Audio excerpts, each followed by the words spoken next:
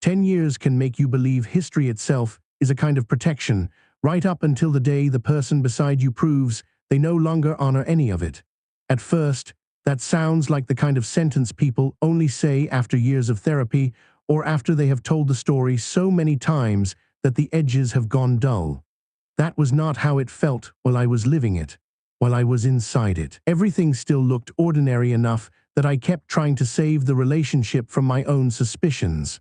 I kept telling myself there had to be an explanation smaller than betrayal, kinder than betrayal, easier to survive than betrayal. The truth did not care what I was ready for. A decade together changes how you imagine loss. In shorter relationships, endings still feel possible in theory. After 10 years, the person becomes embedded in your routines, your family dynamics, your language, your future planning, even your sense of self. That is why the betrayal felt so destabilizing.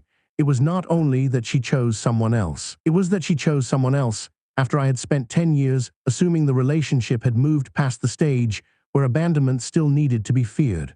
The hardest part to explain to people who have never lived through this kind of betrayal is how ordinary love makes you vulnerable in practical ways.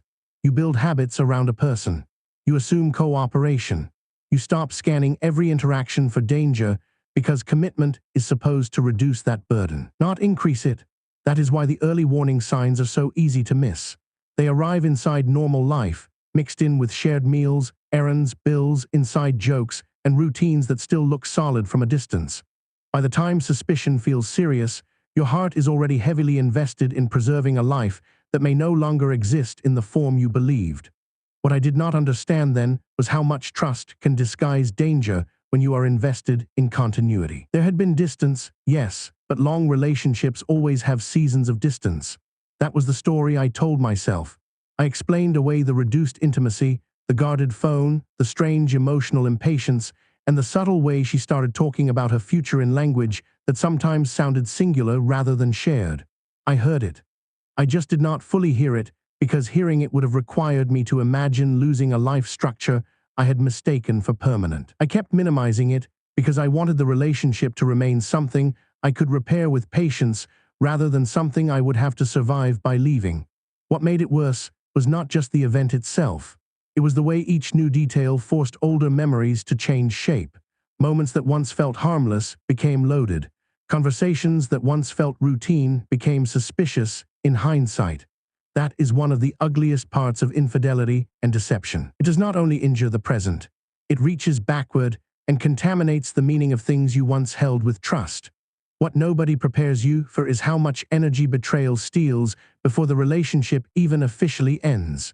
You start rereading old moments, checking your own tone, wondering whether you missed something obvious or whether you were simply loyal in a world that rewards people who hide well. That internal spiral is exhausting because it turns your own memory into a witness you no longer fully trust.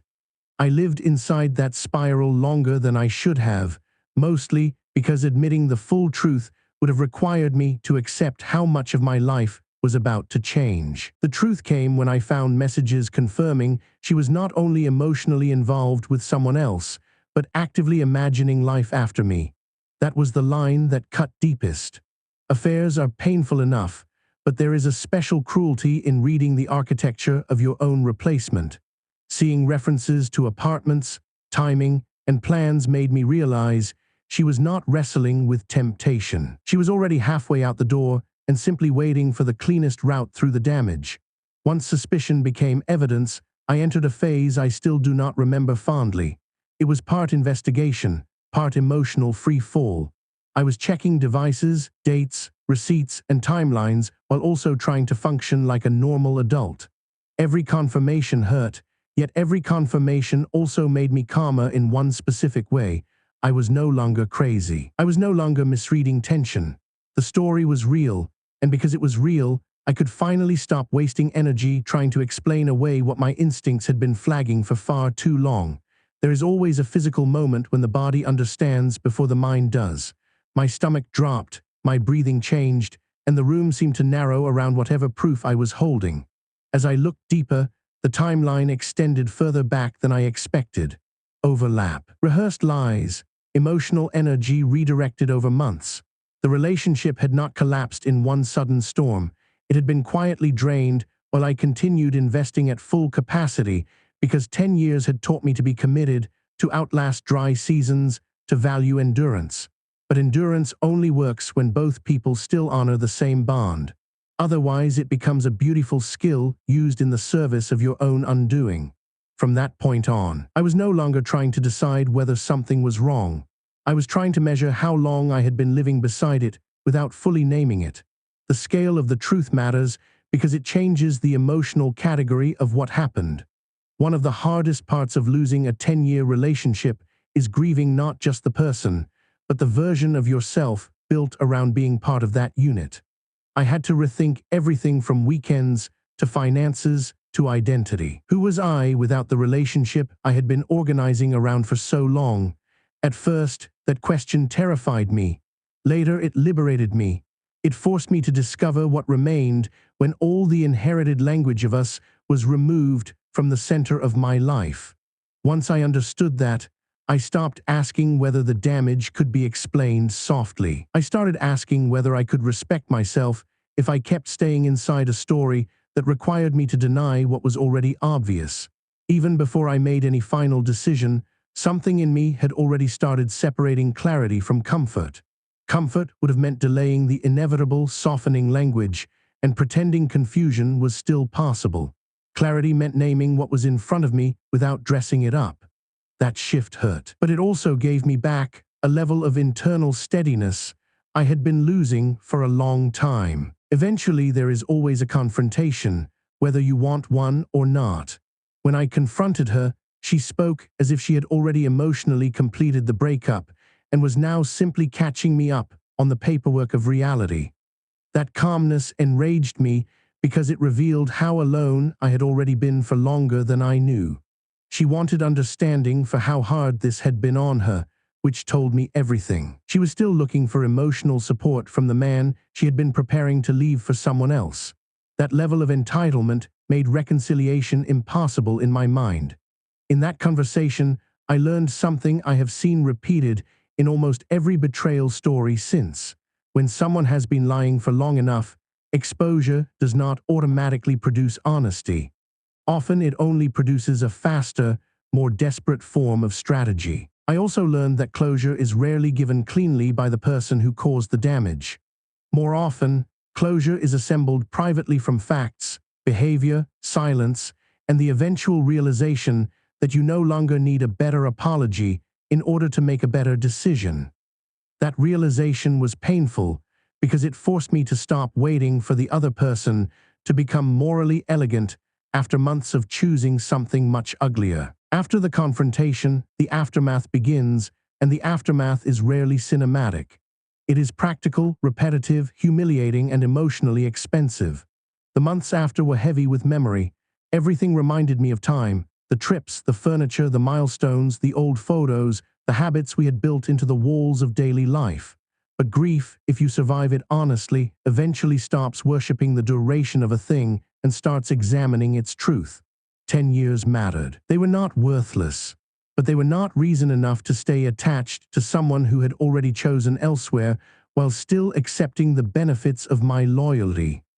That stage taught me more about character than the actual discovery did, because it showed me who I was becoming under pressure and who the other person remained when the lies were no longer working. There is also a social cost to betrayal that people underestimate. You start thinking about who knew what, who suspected what, and who watched the relationship deteriorate without saying a word.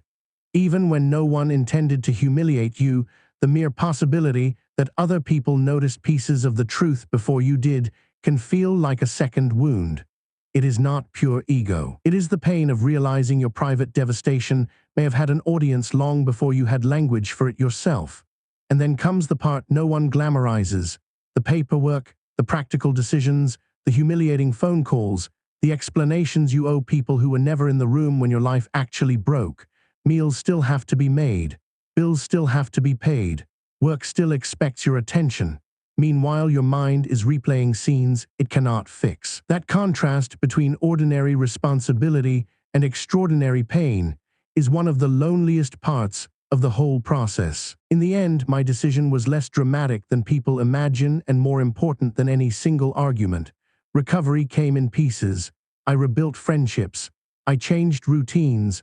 I learned how to sit in silence without hearing only absence. The most important shift, though, was internal.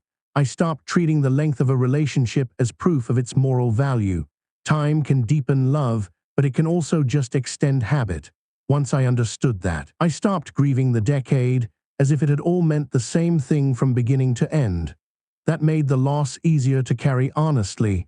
That decision did not erase grief. It simply gave grief a direction.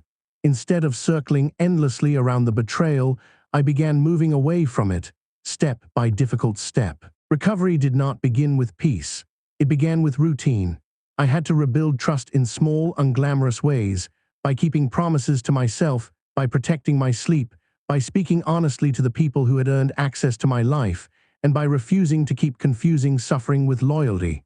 That process was slower than I wanted and less dramatic than movies teach us to expect. But it was real, and reality mattered more to me now than performance ever could. A major part of recovery had nothing to do with the other person and everything to do with identity. I had to figure out who I was when I was no longer organizing my choices around managing their moods, their lies, or the fallout from their decisions. That sounds abstract until you live it. Then it becomes very practical. Different mornings, different habits, different spending, different boundaries, different standards for what gets access to your time. The rebuild was not only emotional, it was structural, and that structural change is what made the healing last instead of feeling temporary. After 10 years together, she chose someone else. For a while I thought that meant those 10 years had defeated me. Now I see them differently. They showed me what I am capable of giving. Her betrayal showed me what I must never again give without reciprocity. Between those two truths, I built a better future than the one she left behind. I do not tell this story because I enjoy revisiting it.